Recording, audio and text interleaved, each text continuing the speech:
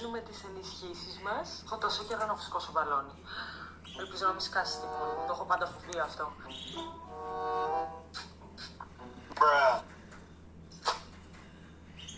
Καλέ, αυτό βγάζει αέρα από κάπου. Παιδιά, είναι τρίπιο.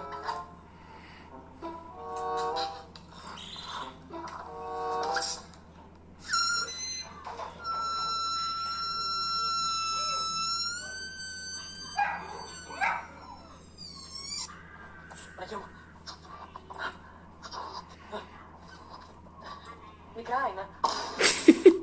Νομίζω φτάσαμε στο κατάλληλο μέγεθος. Γιατί περνάμε τόσο δύσκολο. Θα τελειώσει ο χώρος στο κινητό μου μέχρι να το δέσω αυτό το πράγμα. Α, τα κατάφερα.